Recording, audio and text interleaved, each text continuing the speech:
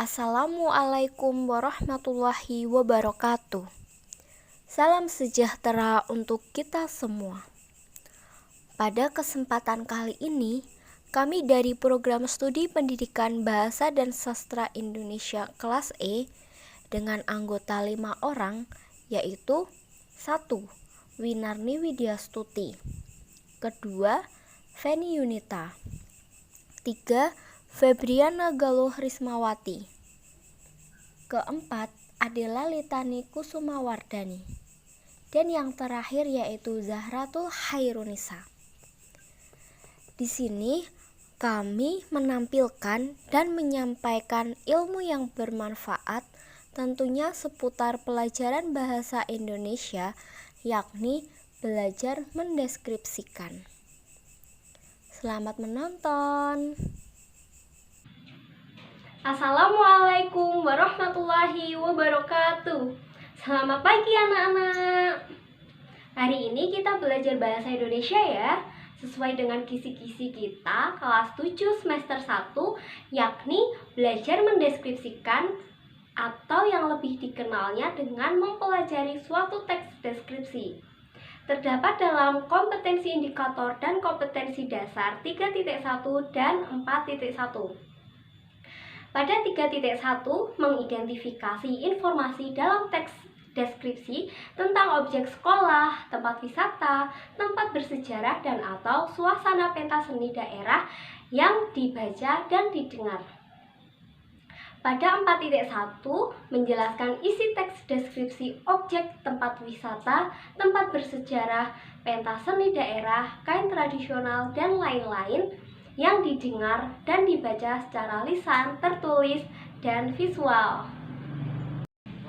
Nah, anak-anak, pada hari ini kita akan belajar mendeskripsikan dengan materi yang kita pelajari adalah 1. Menentukan ciri dan isi teks deskripsi, 2. Menentukan struktur teks deskripsi, dan yang ketiga yaitu aspek kebahasaan teks deskripsi. Nah, anak-anak, selanjutnya adalah contoh teks deskripsi ya. Nah, anak-anak, jika kalian masih bingung bagaimana bentuk teks deskripsi itu, di sini Ibu sudah kasih contoh teks deskripsi tentang hutan pinus Mangunan. Silahkan kalian baca ya. Hutan Pinus Mangunan. Hutan Pinus Mangunan merupakan destinasi wisata alam di perbukitan Bantul sisi timur yang diburu banyak orang sebagai salah satu tempat selfie. Sebelum terkenal, dulunya berupa hutan dengan kawasan tandus. Karena tandusnya kawasan tersebut, pengelola hutan pun melakukan penghijauan dengan menanam pepohonan. Penghijauan tersebut akhirnya membuahkan hasil dan keberadaannya mulai dikenal sejak bermunculan tentang foto-foto keindahan hutan pinus tersebut.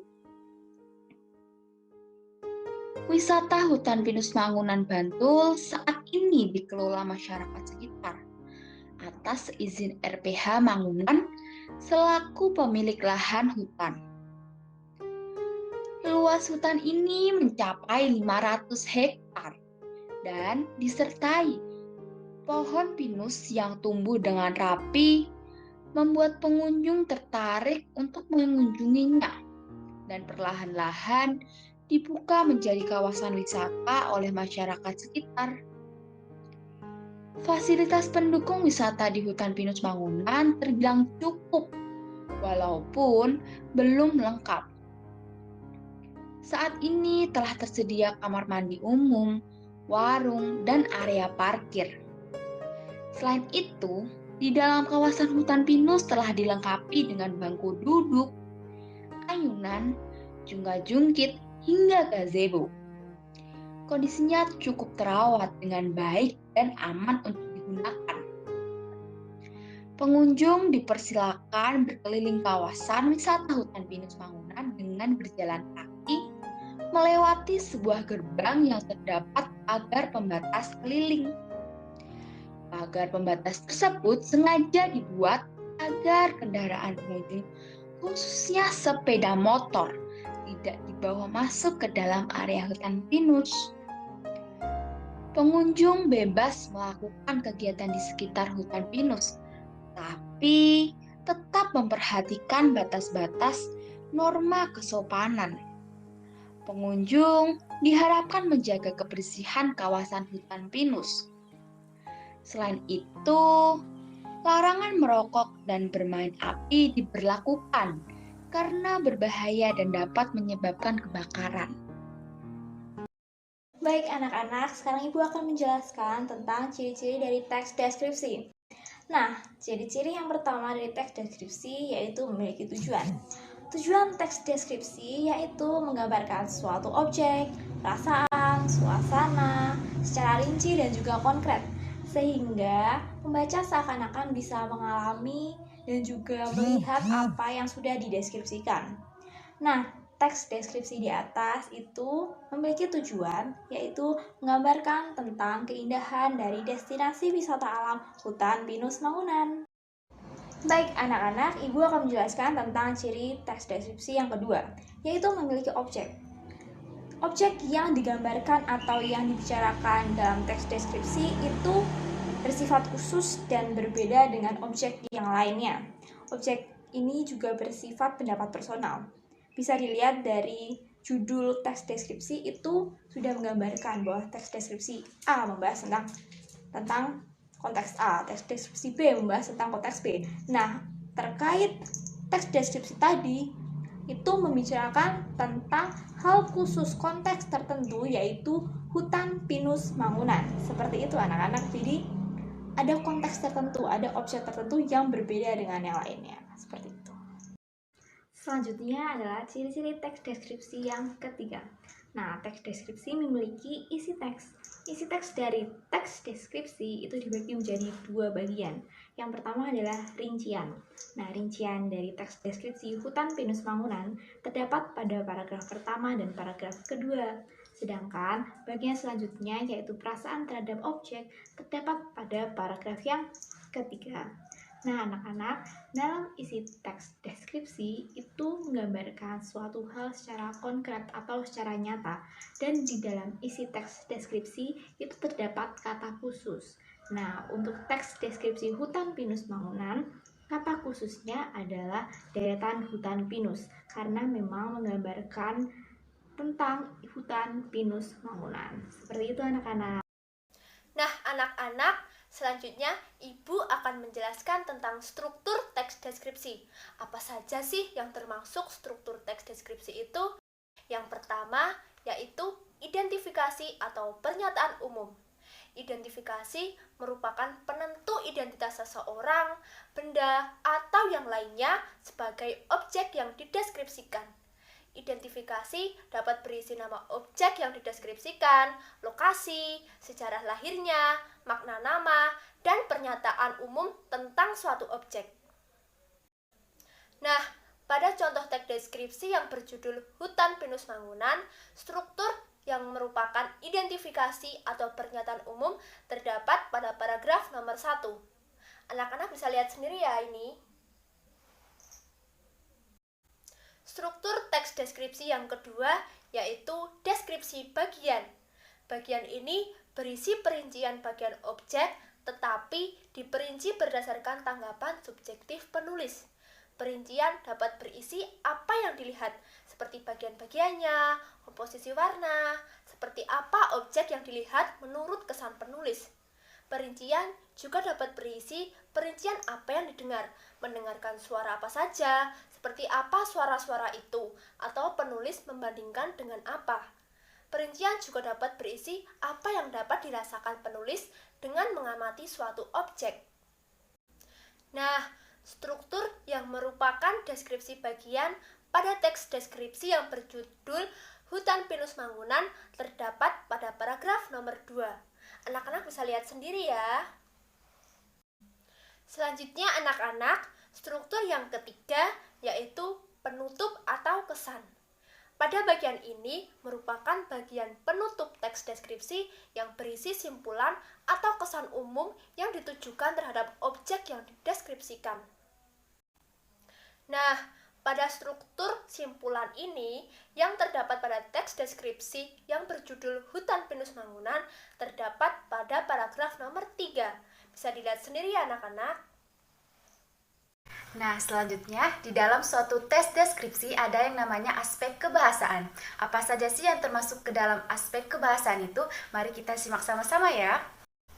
Nah, jadi aspek kebahasaannya itu sangat banyak. Kita akan membahasnya satu persatu. Yang pertama ada kalimat perincian konkret. Konkret di sini maksudnya nyata dan dirinci lagi. Contohnya, fasilitas pendukung wisata di hutan pinus Mangun terbilang cukup walaupun belum lengkap. Nah, fasilitas pendukungnya itu seperti apa dan bagaimana rinciannya?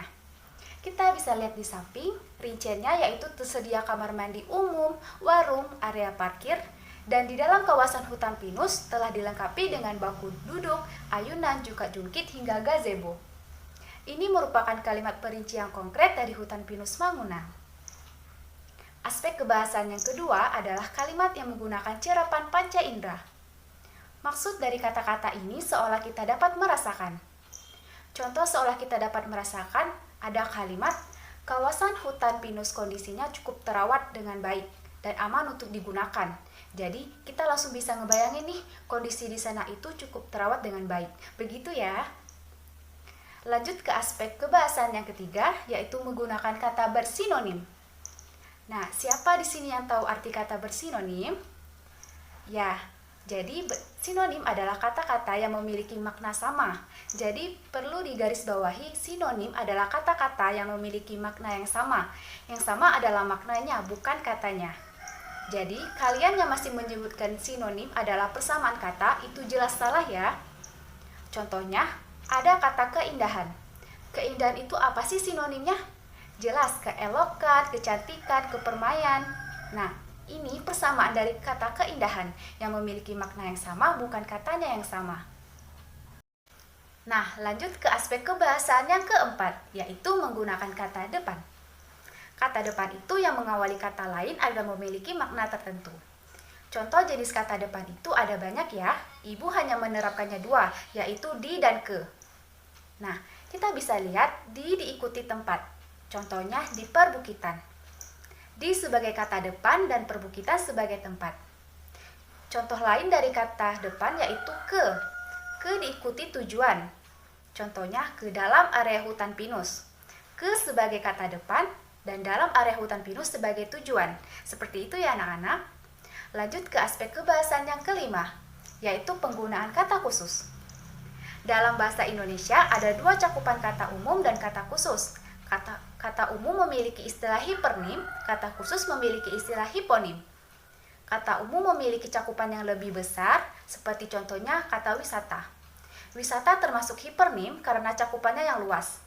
Bisa tidak kita memberi contoh dari kata wisata? Bisa ya. Seperti contoh pantai, hutan, sungai itu termasuk hiponim yang merupakan kata khusus dari wisata. Bisa dipahami ya? Aspek kebahasan yang keenam dari tes deskripsi ada huruf kapital. Tapi tidak semua fungsi huruf kapital itu digunakan. Ibu hanya menjelaskan satu yang sering dipakai, yaitu huruf kapital yang digunakan istilah geografi yang diikuti nama. Istilah geografi biasanya menggunakan huruf kapital seperti pulau, pantai, gunung, laut, dan sebagainya. Asalkan ia diikuti dengan nama. Misalkan contoh, wisata di hutan. Hutan termasuk istilah geografi, tapi apa dia ada namanya? Tidak, berarti hutan menggunakan huruf kecil. Nah, misalkan contohnya, wisata di hutan pinus Mangunan. Apa hutannya punya nama enggak? Punya. Apa namanya? Pinus Mangunan. Jadi, hutan menggunakan huruf kapital, pinus menggunakan huruf kapital, dan Mangunan menggunakan huruf kapital. Seperti itu ya. Lanjut aspek kebahasan teks deskripsi yang terakhir yaitu majas. Majas mengandung bahasa kiasan berupa perumpamaan atau metafora. Contohnya seperti apa? Contohnya deretan pohon pinus yang tumbuh dengan rapi. Di sini sudah sangat jelas bahwa majas itu menggunakan majas hiperbola, yang artinya ungkapan yang berlebihan. Jadi tidak ada yang anak-anak, pohon atau tumbuhan lain yang tumbuh dengan rapi. Jadi begitu penjelasan dari Ibu tentang aspek kebahasan tes deskripsi. Nah, anak-anak, tadi kita sudah mempelajari banyak sekali tentang teks deskripsi. seperti apa saja ciri-ciri teks deskripsi, terus struktur teks deskripsi, dan aspek kebahasaan teks deskripsi.